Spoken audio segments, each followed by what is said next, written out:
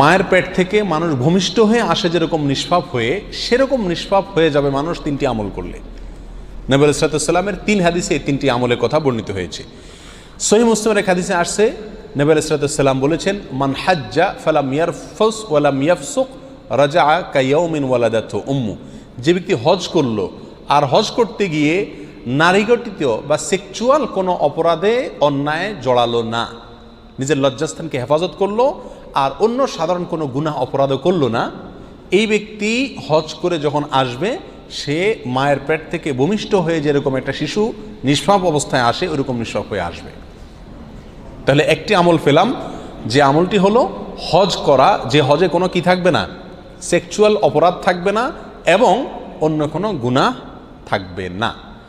দ্বিতীয় আমল হলো, নবী আলাইহিস সালাম বলেছেন, এটিও সহিহ মুসলিমের ভিতরে আসছে, আন তাওয়াদ্দা কামা আমার আল্লাহ, যে ব্যক্তি ওযু করলো ঠিক সেভাবে যেভাবে আল্লাহ সুবহানাহু ওয়া তাআলা নির্দেশ করেছেন, অর্থাৎ যথাযথভাবে ওযুর প্রত্যেকটা কাজকে সঠিকভাবে করে পিওরভাবে একেবারে সুন্নাহসম্মত উপায়ে ওযু করলো।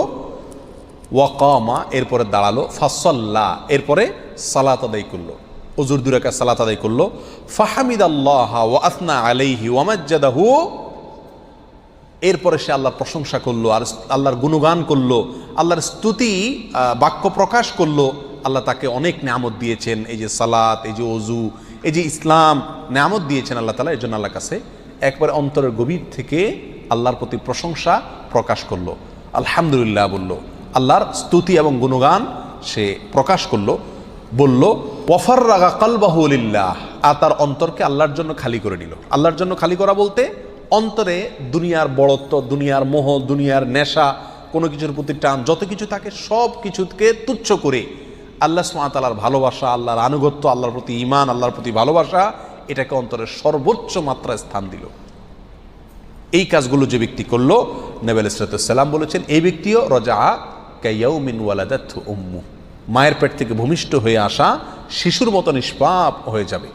3 নম্বর আমল হলো, আল্লাহ সুবহানাহু ওয়া তাআলা বলেছেন হাদিসে কুদসিতে, ইযাবতালাইতু আবদাম মিন ইবাদি, আমি যখন আমার কোনো ইমানদার বান্দাকে কোনো একটা বিপদে ফেলি, কোনো একটা মুসিবতে ফেলে তাকে আমি পরীক্ষা করি, ফাহামিদানি ওয়া সাবারা আলা মা বালাইত, এরপরে যদি সে আমার প্রশংসা করে ওই বিপদে পড়েও এবং সবর করে, আমি যে বিপদ দিয়েছি সেই বিপদে খুশি মনে যে আল্লাহ আমাকে পরীক্ষা করছেন, এই চিন্তা থেকে সবর করে এবং আমার প্রশংসা করে, তো নবী আলাইহিস সালাম বলেছেন, এই ব্যক্তিও রাজাআ কায়াউমিন ওয়ালাদাতহু উম্মু, মায়ের পেট থেকে ভূমিষ্ঠ হয়ে আসা শিশুর মতো নিষ্পাপ হয়ে যায়।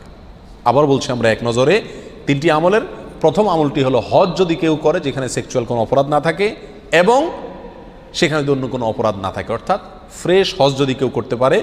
2 নম্বর হলো যে ব্যক্তি ওযু করে সুন্নাহসম্মত উপায়ে সঠিকভাবে, এরপরে সালাত আদায় করে, এরপর আল্লাহর প্রশংসা করে, গুণগান বর্ণনা করে, এরপরে অন্তরে আল্লাহ সুবহানাহু ওয়া তাআলাকেই একমাত্র স্থান দেয়, আল্লাহর জন্য অন্তরকে খালি করে, অন্য সব কিছুকে তুচ্ছ করে ফেলে নিজের অন্তর থেকে।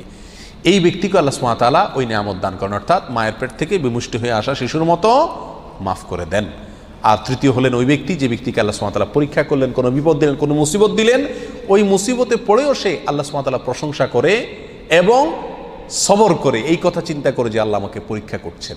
তো এই ব্যক্তিও মায়ের পেট থেকে ভূমিষ্ঠ হওয়া শিশুর মতো নিষ্পাপ হয়ে যায়।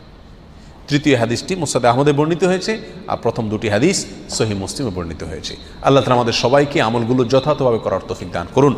তবে মনে রাখতে হবে, বড় কোনো অপরাধ যদি কেউ করে থাকে তাহলে সেটা থেকে মুক্তির বা সেটা মাপ পাওয়ার একমাত্র উপায় হলো তওবা করা, খাঁটি অন্তরে ওটা না করার জন্য প্রতিজ্ঞা করা, পিছনে যা করা হয়েছে তার জন্য ক্ষমা চেয়ে লজ্জিত হওয়া। তাহলে ইনশাআল্লাহ বিইذনিল্লাহ সব গুনাহগুলো থেকে কি পাওয়া যাবে?